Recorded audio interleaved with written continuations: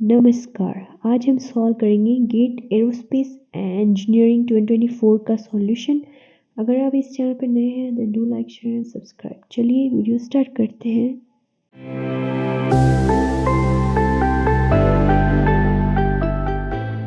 ये है second question. इसमें हमें दिया गया है, कहा गया है कि if two different non zero real numbers x and y such that x plus y is proportional to x minus y then the value of x upon y। तो हमें x upon y की value पूछी गई है, solve करते हैं। हमें कहा गया है कि x plus y is proportional to x minus y. पहले जो दिया गया हो ना वो लिख दिया करो ताकि थोड़ी सॉल्व करना थोड़ा सॉर्टेड हो जाए। और हमें पूछा गया है x अपॉन वाई, तो ये इसके प्रोपोर्शनल है। जैसे कि आपने कहीं ना कहीं पढ़ा ही होगा कि ऐसे प्रोपोर्शनल होता है तो हम उसको कांस्टेंट के टर्म में लिख सकते हैं। तो this term will imply x plus y is equal to k times x minus y. ऐसा तो आपने पढ़ा ही होगा कि प्रोपोर्शनल है तो हम उसे इक्वालिटी के फॉर्म में करके लिख रहे हैं तो वो ऐसे आएगा। ठीक है, तो अब इसको सॉल्व कर लेते हैं। तो x plus y is equal to k x minus k y, इसको ऐसा लिख सकते हैं। अब इसको हम इस साइड ले आएंगे तो x माइनस की एक्स हो जाएगा, y को हम उस साइड ले जाएं तो minus k Y minus Y हो जाएगा। अब क्या करेंगे, इससे हम x बाहर निकाल लेंगे। So taking x outside it will be 1 minus K, that will be equal to, so minus 1 into Y बाहर निकाल लेंगे तो ये आएगा प्लस के हो जाएगा, के माइनस 1। ओके, तो अब x y देखो बाहर आ गया तो हम y को नीचे ले आएंगे तो x upon y is equal to minus 1 into this is k minus 1। इसको हम उस साइड ले जाएंगे तो इट विल बी 1 माइनस के। यहाँ पे देखिए ये माइनस हमने कॉमन निकाल लिया तो यहाँ पे प्लस आ जाएगा, प्लस। तो ये हमारा टर्म आ गया। तो जैसे कि आप देख पा रहे हैं x माइनस वाई हमें ढूंढना था और हमने ये ढूंढ लिया। तो अब ऑप्शन चेक करते हैं। जैसे कि x एंड y, यहाँ पे देखिए ऑन राइट हैंड साइड कोई भी वेरिएबल नहीं आ रहा, it's depending on constant, k constant है, ये सारी टर्म कांस्टेंट है। Minus 1 into k plus 1 upon 1 minus k, it's a constant. So x plus y क्या आ गया, therefore x upon y is equal to constant. ये कांस्टेंट टर्म आएगी। अगर k की हम कोई वैल्यू रख देंगे तो ये x एंड y पे डिपेंड नहीं कर रही तो ये कांस्टेंट आएगी। तो जैसे कि आप क्वेश्चन में देख पा रहे हैं तो D ऑप्शन है कांस्टेंट, तो इसका आंसर आएगा D जो होगा कांस्टेंट। आई होप आपको समझ में आएगा ये question. Now let's move to next question. ये है हमारा थर्ड क्वेश्चन।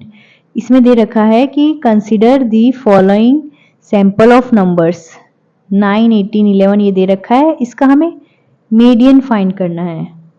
तो हम ऐसे क्वेश्चन में मीडियन कैसे ढूंढते हैं, देखिए always remember that whenever median is asked, so first thing is arrange in ascending order। पहले तो क्या करना होता है, जो भी दिया गया है नंबर उन्हें असेंडिंग ऑर्डर में हमें अरेंज करना है। फिर सेकंड स्टेप है देन फॉर ऑड सीक्वेंस, अगर ऑड सीक्वेंस दे रखी है तो मिडल वैल्यू ही आपका मीडियन होगा। और फॉर इवन सीक्वेंस, अगर इवन सीक्वेंस दे रखी है तो average of two middle values is equal to median. ठीक है, आप ये पॉइंट नोट कर लीजिए, इसी पॉइंट का हम यूज़ करेंगे। This is the important thing कि पहले हमें असेंडिंग ऑर्डर में अरेंज करना है, फिर हमें अगर ऑड सीक्वेंस है तो उसकी मिडल वैल्यू मीडियन होगी, और अगर इवन सीक्वेंस है तो एवरेज ऑफ 2 हम निकालेंगे। ठीक है, तो पहले तो इसमें हम काउंट कर लेते हैं 1 2 3 4 5 6 7 8 9 10। तो n इज इक्वल टू 10 है, this is equal to even, तो ऑब्वियस है दिस वाली सेकंड पॉइंट हम ये वाला यूज़ करेंगे। ठीक है, तो पहले हमें इसे असेंडिंग ऑर्डर में अरेंज करना होगा, तो हम छोटे से स्टार्ट करेंगे। So it will be 9, then 10, then 11, 11 दो बार है तो उसमें मिस्टेक मत करिएगा, then 13, 14, 15, then it's 17, then 18, then 69। Count कर लीजिएगा अगर आप कोई मिस कर रहे हो तो, जैसे कि मेरा तो मैंने पूरे टोटल 10 लिखे हैं, तो ये हमारी सीक्वेंस आ गई। तो इसमें हमें बीच के दो नंबर क्या होंगे, 5th and 6th term for n is equal to even. तो हम देख लेंगे बीच में कौन सी टर्म आ रही है, 1 2 3 4 5 एंड 6। देखिए इस दिस साइड भी 4 नंबर हैं, दिस साइड भी 4 नंबर है, तो ये बीच के 2 बच गए। तो अभी हम क्या, एवरेज मीडियन क्या होगा, median is equal to average of 2 middle terms. तो 13 plus 14 divide by 2 that is equal to 10 27 divide by 2 that is equal to 13.5। तो 13.5 इज अवर आंसर। तो यहाँ पे ऑप्शन ए करेक्ट आंसर आया होगा। ठीक है, तो ए आंसर आया है 13.5। So this is our answer. Next move to next question. तो इस क्वेश्चन में question 4, the number of coins of ₹1, ₹5 and ₹10 denominations that a person has are in the ratio, the person has are in the ratio of 5 3 13 of the total amount, the percentage of money in 5 coins is।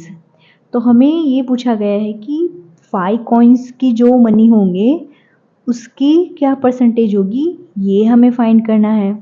तो पहले जो दे रखा है वो हम लिख देते हैं। तो यहाँ पे हमें रुपीस क्या क्या दे रखे हैं, 1 है, ₹5 है, ₹10 है।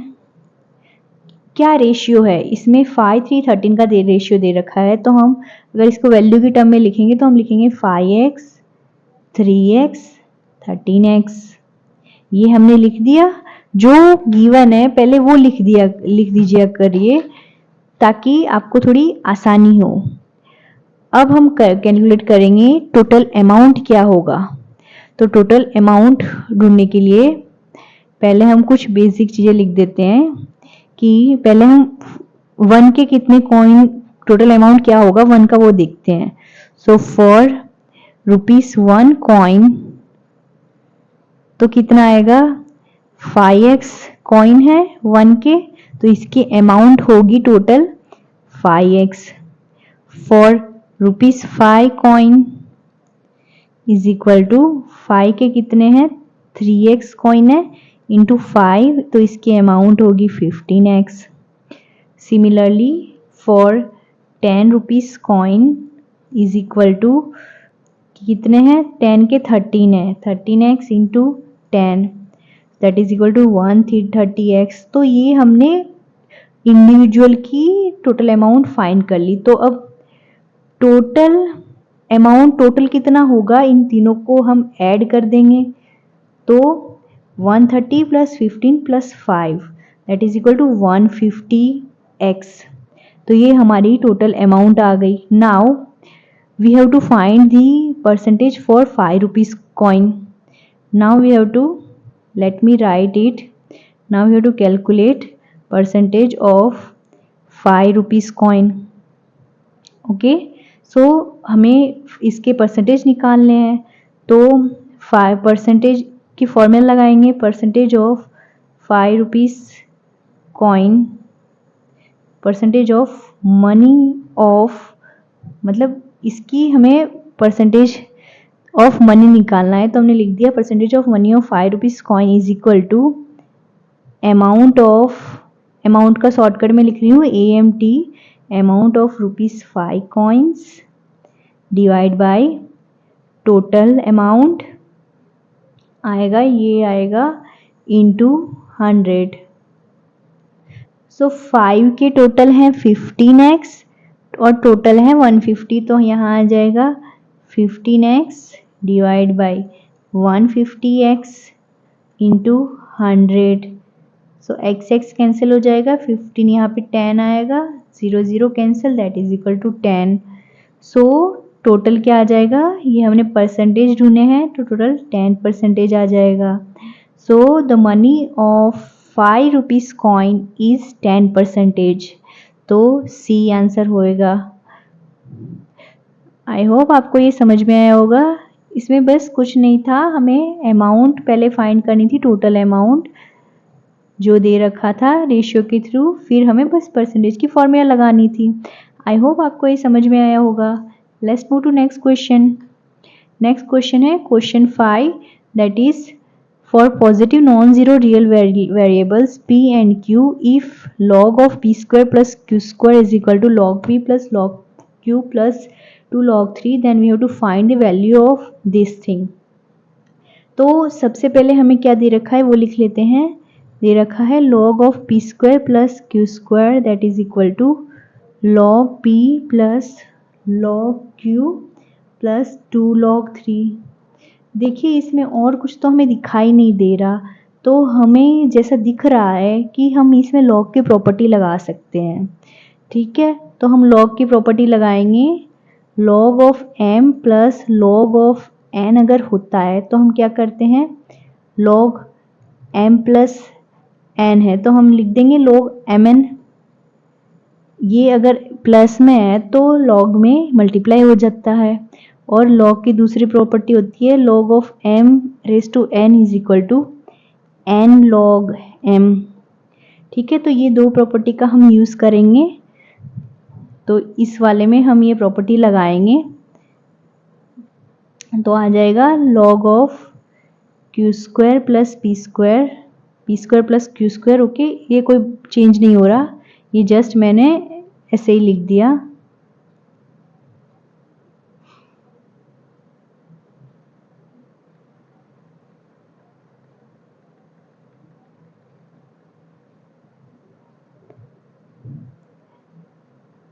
यहाँ पे आएगा log of p square plus q square is equal to, यहाँ हम इस दोनों में प्रॉपर्टी लगाएंगे तो ये आ जाएगा log ऑफ पी क्यू, और इसमें हम 2 को ऊपर ले जाएंगे, इसमें ये वाली प्रॉपर्टी लगाएंगे तो ये आ जाएगा log of 3 square.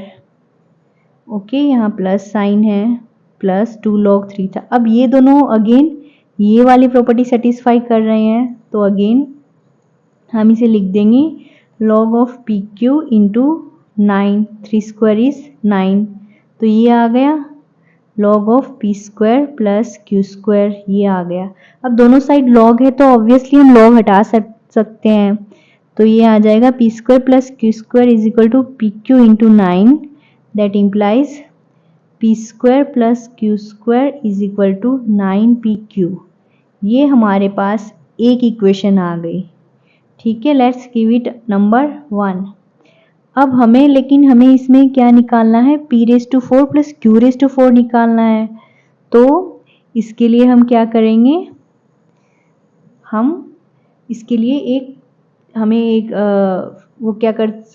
Formula use करना पड़ेगा, p² प्लस q²।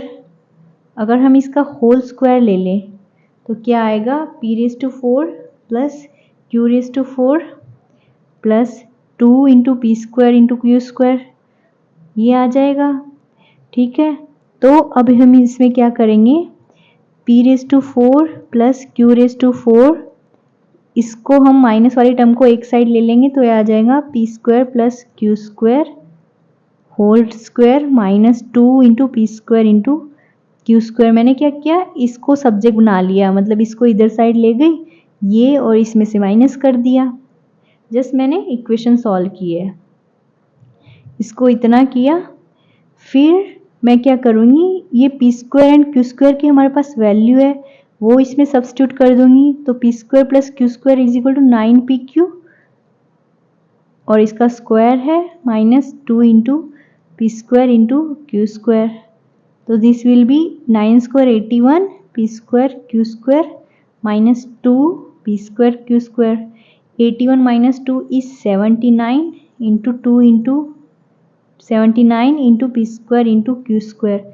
तो p raise to 4 plus q raise to 4 की वैल्यू आ गई हमारे पास 79 into P square into Q square. Let give it equation number 2। अब देखिए हमने p square p raise to 4 plus q raise to 4 की value निकाल ली है, तो this will be equal to, ये हम सब्स्टिट्यूट कर देंगे 79 p square Q square, 79 p square Q square, नीचे है पी स्क्वायर क्यू स्क्वायर, यही तो हमें ढूंढना था। यहाँ P square Q square cancel हो जाएगा, हमारा आंसर आ जाएगा 79।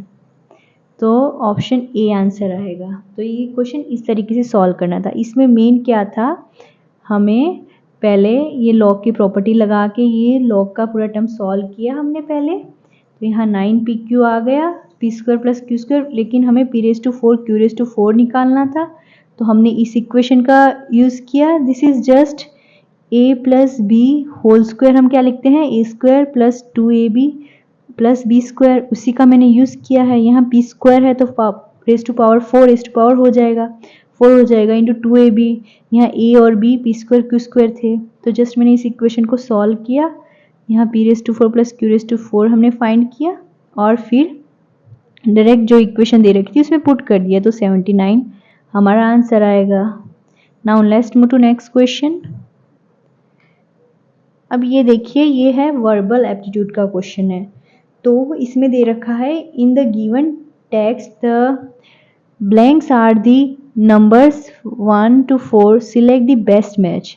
इसमें हमें बेस्ट मैच ढूंढना है। देखो हर बार गेट में ऐसा एक क्वेश्चन आता ही है, तो ऐसे क्वेश्चन को मत छोड़िए, ये क्वेश्चन इजी क्वेश्चन है। तो अगर आपको एक ना पता चले तो let then try to find the other one, जिससे हमें इजीली पता चल रहा है। तो देखिए, Steve was advise to keep his head, अब इसमें थोड़ा चलो आपको ना पता चले, अप और down before heading to bed. Obviously यहाँ क्या होगा, फॉर सेकंड बेट करने जाएगा, तो ऑप्शन बी क्या है, डाउन डाउन आउट आउट। तो ऑब्वियसली बेट करने डाउन तो नहीं जाएगा, ही will go in the field, he will go in the field, that implies he will go out, means जो वहां बैठे हैं वहां से वो खेलने जाएगा तो वो आउट जाएगा। So he will go out to bat, तो ये हमें पता चल रहा है कि वो बाहर जाएगा। तो इससे हम ऑप्शन ए डिस्कार्ड कर सकते हैं एंड ऑप्शन बी भी डिस्कार्ड कर सकते हैं, बिकॉज बी में यहाँ डाउन है। फिर देखिए, he before heading out to bat for while he had batting, तो इसका मतलब ये हैड लिखा जा रहा है, तो मे बी वो अच्छा प्लेयर होगा। वाइल ही हैड, तो यहाँ क्या आ सकता है, मोस्ट प्रोबेबली यहाँ 4 और ऑन है, तो while he had for batting he could only do so with a cool had. यहाँ तो ऑब्वियस है ऑन आएगा कि हैड, यहाँ तो फॉर नहीं आ सकता। फोर्थ इजी है, it will be on shoulders, cool head, अपना हेड कहाँ होगा, obviously on shoulders, head we can not write for shoulders. So इससे तो हमें सी आंसर मालूम चल रहा है। अब इस क्वेश्चन को पूरा सेंटेंस बनाइए। Steve was advise to keep his head down before heading out to bat for while he had a head for batting he could do so with a cool head on his shoulder। इसका meaning क्या हो रहा है कि यहाँ head down का मतलब है कि बी काम एंड बी फोकस्ड। सो यहाँ ये डाउन आएगा, सो यहाँ पे ये डाउन आएगा Steve was advised to keep his head down before heading out to bat. Field में जा रहा है तो obviously out to bat. While he had a head for batting, means he was a good player. But उसको कहा गया है कि थोड़ा फोकस्ड रहो, थोड़ा काम रहो. So put your head down, go out to bat, and also while he had a head for batting, he could only do so with a cool, मतलब be calm and play nicely, हम ऐसा बोलते हैं ना, with a cool head on his shoulder, मतलब अपना ठंडा दिमाग रख के खेलना. इसका मीनिंग ये हो रहा है. तो इसमें सी आंसर आएगा. देखिए इसमें थोड़ा बेसिक आपको इंग्लिश आना चाहिए तो हो जाएगा. ठीक है, अब मूव करते हैं नेक्स्ट क्वेश्चन पे. तो ये क्वेश्चन कह रहा है, question 7, a rectangle paper sheet of dimension 54 into 4 centimeter is taken. The two longer edges of the sheet are joined together to create a cylindrical tube. तो देखिए यहाँ एक रेक्टेंगल हमें दिया गया है, रेक्टेंगल पेपर. पहले जो दे रखा हो ना वो लिख दीजिए करिए. तो यहाँ 54 सेंटीमीटर है, यहाँ 4 सेंटीमीटर है, ये एक रेक्टेंगल है. The two longer edges of sheet are joined together to create a cylindrical tube. तो देखिए ये सिलेंडर है तो इसकी लॉन्गेस्ट तो ये दोनों साइड है, इनको ज्वाइन करके एक सिलेंडर बन रहा है. ठीक है, ये पेपर हम ज्वाइन कर देंगे तो ऐसा बनेगा. फिर दे रखा है a cube whose surface is equal to the area of the sheet is also taken. दूसरी क्या चीज ली गई है, एक क्यूब भी लिया गया है. ठीक है, तो पहले तो हम ये सिलेंडर का देख लेते हैं. तो इधर इसकी ये हाइट तो ऐसी की ऐसी रहेगी. अब जो इसका ये विड्थ था, ये इसका सरकमफ्रेंस हो गया है 4 सेंटीमीटर. तो यहाँ पे हम इस डेटा से हमें इतना पता चला है. ठीक है, अभी के लिए इतना रखते हैं. हमें क्या दिया गया है, दूसरा क्या दिया गया, cube whose surface area is equal to the area of the sheet taken. तो यहाँ पे इसका दे रखा है, अगर हम इसकी साइड L लें तो दे रखा है a cube whose surface area. Cube का सरफेस एरिया क्यूब का होता क्या है, एक साइड का एरिया होता है L स्क्वायर, और इसके कितने साइड्स होते हैं, 6 साइड होते हैं क्यूब के. तो इसका सरफेस एरिया होगा 6L स्क्वायर. ओके, ये तो बेसिक है, हमने स्कूल में पढ़ा है. तो ये सरफेस एरिया इसका ऐसे mean surface area 6L square आ गया. वो किसके इक्वल दे रखा है, शीट के एरिया के. तो शीट का एरिया क्या है, area of rectangle is equal to length into breadth, that is equal to 54 into 4. ठीक है, तो पहले हम इससे L निकाल लेते हैं. तो 6L square is equal to 54 into 4, क्योंकि हमें ये दिया गया है कि surface area of cube is equal to the area of the sheet. तो यहाँ से हमें L पता चल जाएगा. So L square is equal to 54 into 4 divide by 6 into 9 that is equal to 36. तो L स्क्वायर आ गया 36, that implies L is equal to 6. Length negative तो होता नहीं है, रूट को हम यहाँ रूट लगाएंगे तो L is equal two plus और माइनस 6 आएगा. बट लेंथ हमें पता है पॉजिटिव होता है, तो यहाँ पे L 6 आ गया. तो यहाँ पे L हमें 6 मिल गया. ठीक है, और अब हमें पूछा गया है वॉल्यूम ऑफ सिलेंडर, हमें रेशियो ढूंढना है, volume of cylinder divide by volume of cube. तो हमें ये दो चीज भी फाइंड करनी होगी. सो वॉल्यूम ऑफ सिलेंडर हमें पता है क्या आता है, volume of cylinder is equal to pi r square h. ये तो फॉर्मूला आपको पता ही होगी, ये पढ़ी होगी. तो पाई, अब रेडियस क्या है यहाँ पे, ये यहाँ इसकी ब्रेथ थी वो सर्कमफ्रेंस में कन्वर्ट हो गई है. यहाँ ये मिस्टेक मत करना कि रेडियस को आप विड्थ में रख दो. ठीक है, तो यहाँ आएगा 2 pi r is equal to 4. क्योंकि हमने इसको राउंड कर दिया तो जो विड्थ थी वो राउंड हो गई, और हमें पता है सर्कल में उसकी सर्कमफ्रेंस होती है वो राउंड हो गई. तो तो सरकमफ्रेंस होती है 2 पाई आर, ये है circumference. Circumference 2 pi r is equal to 4 हो गई, तो आर आ जाएगा 4/2 पाई, तो रेडियस आ गया 2/पाई। ठीक है, अब इसको हम यहाँ रख देंगे तो इट विल बी 2/पाई होल स्क्वायर। हाइट तो इसकी जो है 54 ही रहेगी इंटू 54, तो ये हमें मिल गया वॉल्यूम ऑफ सिलेंडर। अब हमें क्या ढूंढना है, volume of cube. Volume of cube is equal to, volume of cube क्या होगा, वॉल्यूम ऑफ क्यूब होता है एल क्यूब, ये फॉर्मूला हमने बचपन में पढ़ी है। ठीक है, वॉल्यूम ऑफ क्यूब होता है L cube, L is equal to 6 है तो ये आ जाएगा 6 क्यूब।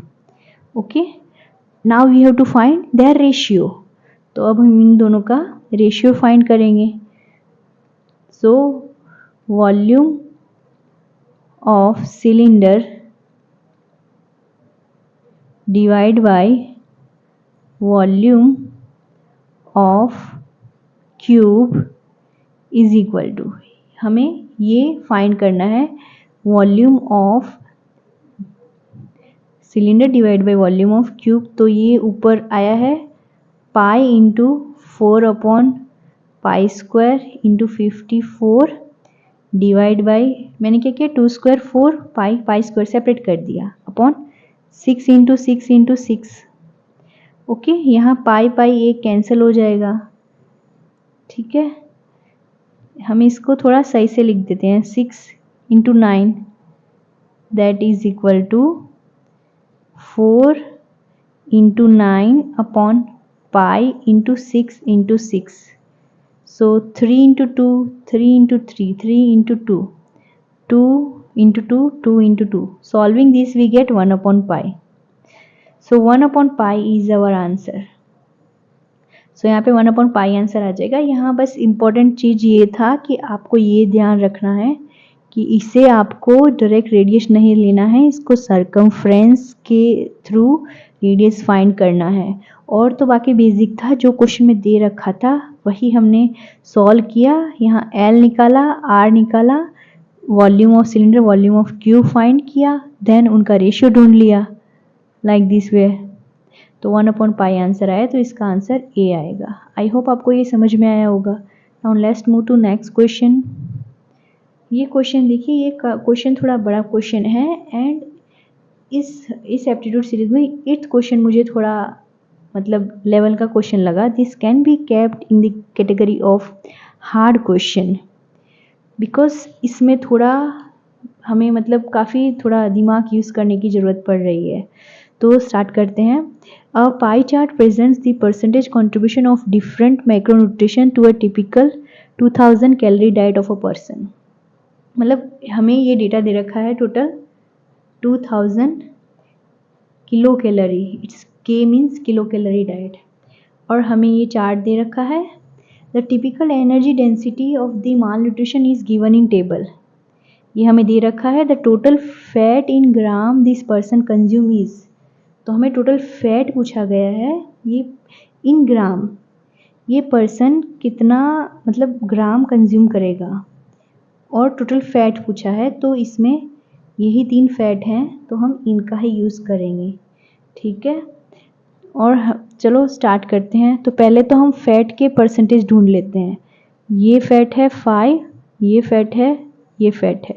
कार्बोहाइड्रेट एंड प्रोटीन हमें नहीं ढूंढना है। तो टोटल फैट परसेंटेज कितना हो गया, 20 + 5 + 20, 20 + 5 + 20 that is equal to 45%। So total percentage इतना आ गया। तो अब 200 कैलोरी का 45% हम ढूंढते हैं, तो वो हम ऐसे लिखेंगे 45% of 200 kilo calorie is equal to 2000, it's 2000, I read it 200, it's 2000 into 45/100, so it will be 45 into 2, it's 90, 900 kilo calorie. तो टोटल फैट का कितना 900 किलो कैलोरी आ रहा है। ठीक है, तो अब हमें एनर्जी डेंसिटी दे रखा है। Energy density is in the form of kilo calorie. तो किलो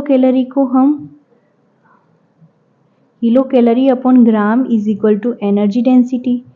ओके, तो 1 kilo calorie upon 1 gram is equal to 1 energy density.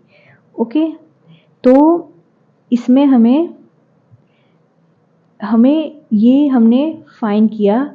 तो अगर हम किलो कैलोरी पर ग्राम देखें, that implies 9 kilo calorie is equal to 1 gram. अगर 9 kilo calorie is equal to 1 gram है, that implies 900 kilo calorie is equal to 100 gram. अगर हम इसे multiply by 100 कर दें तो हमारा ये आंसर आएगा। तो दैट इम्प्लाइज द पर्सन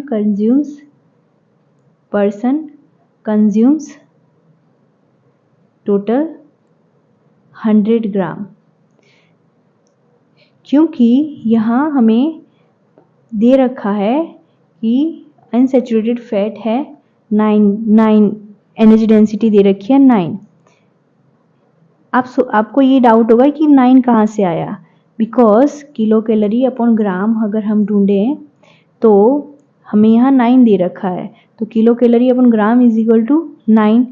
तो हमने किलो कैलोरी ग्राम को उस साइड ले गए तो हमें kilo calorie is equal to 9 gram ऐसा मिल रहा है। ओके, तो अगर आपको ये थोड़ा कंफ्यूजिंग लग रहा है तो मैं आपको एक सेकंड मेथड बताती हूँ, वो इसका इजीली आपको थोड़ा समझ में आ जाएगा। तो देखिए, हम है ना क्या करते हैं, इंडिविजुअल के परसेंटेज ढूंढ लेते हैं। ठीक है, यहाँ पे हम इंडिविजुअल के परसेंटेज ढूंढते हैं। तो हमें पता है कि एनर्जी डेंसिटी क्या आएगा, energy density is equal two kilo calorie per ग्राम। हमें ग्राम चाहिए तो ग्राम इज इक्वल टू क्या आएगा, kilo calorie plus energy density. ये मेथड तो बता रही हूँ, ये आपको आसान है। ये एनर्जी डेंसिटी की फॉर्मूला ये है, किलो कैलोरी अपॉन ग्राम। तो ग्राम क्या आ जाएगा, kilo calorie upon energy density. Okay, तो किलो कैलोरी हम इंडिविजुअल के लिए ढूंढते हैं, तीनों के लिए। तो यहाँ 20% है, 5% है, 20% है।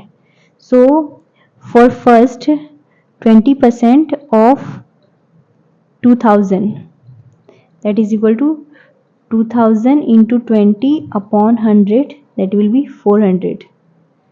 ये फर्स्ट के लिए आया। सेकंड के लिए भी 20 है, 20%, तो उसका भी 400 आएगा। एंड थर्ड है 5%, that implies 2000 into 5 upon 100, so it will be 0 will get cancel, so it 100। so third के लिए क्या आ गया, 100 आ गया। तो ये हमने तीन के इंडिविजुअली हमने परसेंटेज निकाल लिए। ठीक है, अब हमें ढूंढना है ग्राम। तो कंबाइन हमें तीनों के ढूंढने हैं। तो ये क्या होगा, it will be energy density of 1 plus energy density of 2 plus energy density of 3। Okay, अब एनर्जी डेंसिटी ऑफ 1 क्या आ रहा है, that we can write energy density of 1 है 400 और फर्स्ट वाले के ग्राम कितने हैं, 9 gram. So divide by 9 gram plus second का है 400 और यहाँ सेकंड क्या है 9, थर्ड का भी है 9। सो it will B divide by 9 plus, because energy density is kilo calorie upon ग्राम, और तो ग्राम आया kilo calorie upon energy density, तो हम एनर्जी डेंसिटी को से डिवाइड कर रहे हैं। थर्ड आया 100 divide by 9। This we can write 400 plus 100 it's 900, it's 9, denominator तो सेम है तभी हमने ऐड किया, तो ये आ गया 100 gram. So 100 gram is the correct answer. Second method is easy as compare to first one, because individually हम ढूंढ रहे हैं और टोटल पूछा है तो हम उनको ऐड कर रहे हैं, ऑल 3 टाइप्स ऑफ फैट। सो हमें ये पता चला कि the person will consume 100 grams, so total fat will be 100 grams that he will be consuming for the kilocalorie that is given। I hope आपको ये समझ में आया होगा ये क्वेश्चन। हाँ, ये थोड़ा डिफिकल्ट था as compare to other question, because इसमें थोड़ा हमें माइंड यूज़ करने की ज़रूरत पड़ रही है कि हम कैसे ढूंढेंगे। तो यहाँ यूनिट्स का काफ़ी इम्पोर्टेंट रोल है। आई होप आपको ये समझ में आया होगा। आपको कोई क्वेरी है तो आप मुझे कमेंट सेक्शन में पूछ सकते हो। Now let's move to another question. तो ये क्वेश्चन है, इसमें हमें दे रखा है a rectangle paper of 20 into 8 centimeter is folded 3 times. Each fold is made along the line of symmetry which is perpendicular to the longest edge. The parameter of final folded sheet is, तो हमें parameter पूछा गया है final sheet का बारे में। तो पहले तो हमें ये दे रखा है it's 28 centimetre, sorry it's 20 centimetre, it's 8 centimetre, ये हमें दे रखा है। इसको हमें 3 बार फोल्ड करना है along the longest side. So first of all सबसे पहले तो ये है लॉन्गेस्ट साइड, ओके, तो इसके परपेंडिकुलर होना चाहिए, परपेंडिकुलर टू लॉन्गेस्ट साइड, तो ऑब्वियस है इसका परपेंडिकुलर ये होगा। तो हमने ये फोल्ड कर दिया, तो हमारे पास ये आया। हम फोल्ड करेंगे तो ऑब्वियसली हाफ हाफ डिवाइड होगा, तो 20 का हाफ है 10 सेंटीमीटर एंड यहाँ तो 8 सेंटीमीटर ही आएगा। Now again we have to fold 3 times. So this was the first fold. It was first fold. Okay. अब है longest side, again हमें जैसे दिख रहा है यही है, 10 is greater than 8. So इसको हम fold करेंगे. So second fold करेंगे, ये आएगा 10 का हाफ होता है 5, फोल्ड करने के बाद ये हो गया 5 सेंटीमीटर, ये 8 सेंटीमीटर, ओके। अब हमें इसे थर्ड टाइम फोल्ड करना है। So third fold, if you will do third fold along the longest, this time 8 is greater than 5, सो हमें ऐसे इसको फोल्ड करना पड़ेगा। तो ये इस तरह का कुछ बनेगा। 8 का हाफ होगा 4 सेंटीमीटर, तो ये 4 सेंटीमीटर हो जाएगा और इस साइड 5 सेंटीमीटर रहेगा। अब हमें पूछा गया है पैरामीटर, तो हमें पता है कि रेक्टेंगल का पैरामीटर होता है, पैरामीटर सिंपल मीन्स जो भी बाउंड्री है उनका सम कर दो, लेकिन रेक्टेंगल में हम बोल सकते हैं 2 इंटू लेंथ इंटू ब्रेथ। और हम डायरेक्टली ना पता हो क्या पैरामीटर है तो सारी साइड का एडिशन कर दो, लेकिन हमें पता है पैरामीटर क्या होता है। तो यहाँ आएगा 2 इंटू लेंथ इंटू ब्रेथ, तो यहाँ लेंथ है 5 प्लस ब्रेथ है 4, that is equal to 2 into 5 plus 4 is 9, so that is equal to 18, so its parameter is 18, option A is the correct answer. I hope आपको ये समझ में आया होगा। सिंपल क्वेश्चन था, आपको जो क्वेश्चन में दिया गया है यहाँ इंपॉर्टेंट बात ये थी, आपको ये ध्यान रखना है कि यहाँ परपेंडिकुलर टू लॉन्गेस्ट एज ध्यान रखना है। अगर आपने ये पॉइंट ध्यान नहीं किया तो आप क्या यहाँ गलती कर देते, इस केस में आप बीच में से कट कर देते और वो गलत आंसर आ जाता। तो ये थोड़ा क्वेश्चन ध्यान से पढ़िए कि इसमें क्या कहा गया है। और सिंपल क्वेश्चन था, फोल्ड करते गए और हमारे पास ये आंसर आ गया। Now let's move to next question. ये है लास्ट क्वेश्चन इस सीरीज का। इस क्वेश्चन में दे रखा है the least number of squares to be added in the figure to make A B a line of symmetry. इसको हमें लाइन ऑफ सिमेट्री बनाना है। सिमेट्री का मतलब क्या होता है, we can say that mirror images that is दोनों side same हो, तो वो सिमेट्री हो गया। तो जैसे कि हमें यहाँ दिख रहा है, इसको मैं थोड़ा बड़ा बनाती हूँ, तो ये ऐसा कर दिया, ये ए बी के थ्रू सिमेट्रिक हमें बनाना है, तो ये ऐसा आएगा, ये ऐसा है दे रखा है, then this is given like this and this is given like this, ये हमें दे रखा है। तो सिमेट्री बनाने के लिए यहाँ 3 हैं, तो ऑब्वियसली इनके ऊपर भी आएंगे, तो ये तो ऐसे बन गया, ऐसे बन गया, ऐसे बन गया। इस साइड का तो चलो सिमेट्री हो गया, ठीक है, ये देखो सिमेट्री दिख रहा है। अब इस साइड की बारी, अब ये है तो एक हमें यहाँ ऊपर बनाना पड़ेगा, एक इधर बनाना पड़ेगा, अभी भी सिमेट्री नहीं दिख रहा, और एक यहाँ भी बनाना पड़ेगा, ओके। अभी सिमेट्रिक दिख रहा है, देखिए ऊपर भी 3 नीचे भी 3, ठीक है, तो ये सिमेट्रिक बन गया। तो टोटल कितने, कम से कम हमें कितने यहाँ ज़रूरत पड़ी स्क्वायर की, तो देख काउंट कर लेते हैं 1 2 3 4 5 एंड 6। टोटल हमें 6 स्क्वायर की ज़रूरत पड़ी, कम से कम इतने तो हमें चाहिए होंगे, तो यहाँ आंसर आएगा ए 6 squares. So this will be our answer. तो आज ये हमने 10 क्वेश्चन सॉल्व किए हैं। ये क्वेश्चन तो काफ़ी इजी था, तो इसी तरह सारे क्वेश्चन सॉल्व करने होते हैं। तो आपको ये वीडियो अच्छी लगी तो do like share and subscribe to my channel. और आपको कोई भी क्वेरी हो तो आप मुझे मैसेज कर सकते हो, आप मुझे कमेंट में लिख सकते हो कोई भी क्वेरी हो तो। Thank you and see you in the next video. Bye bye.